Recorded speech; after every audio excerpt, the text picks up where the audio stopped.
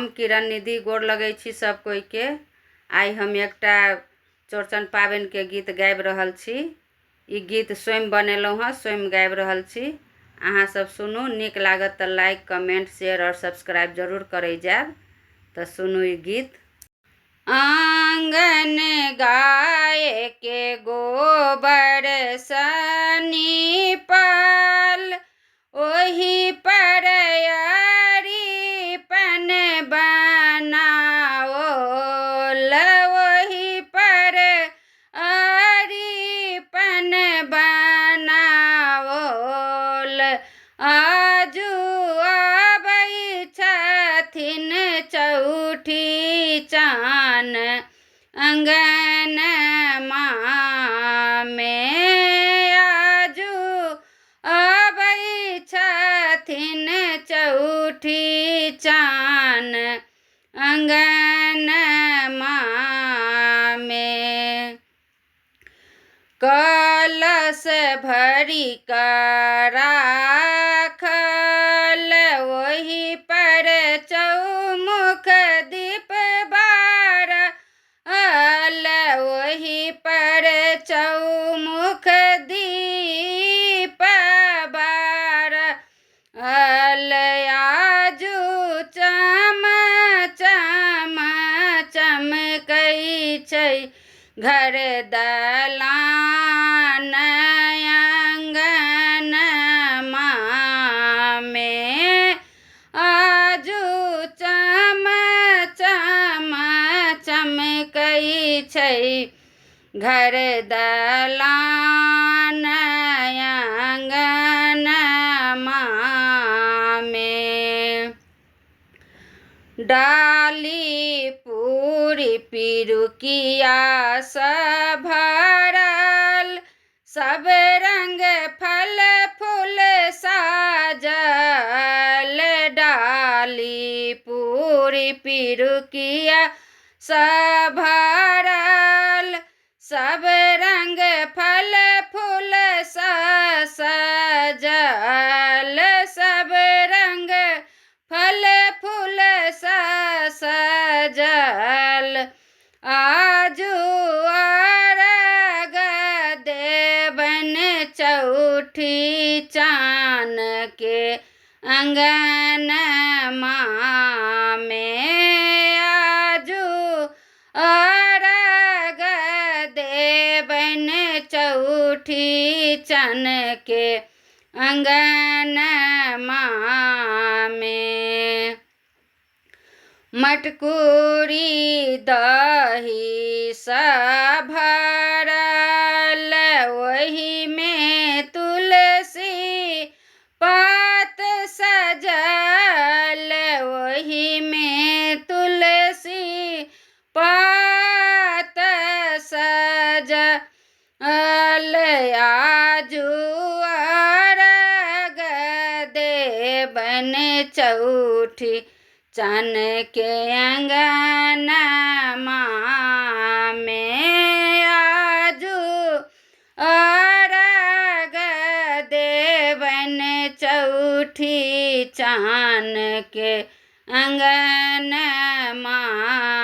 में। हरियर केरा के भाल रे राखल, हरियर केरा के भाल रे राखल, ओही पर खीर पूरी भरल, ओही पर खीर पूरी भरल। आजू भोग लगेथिन चौठी चान अंगन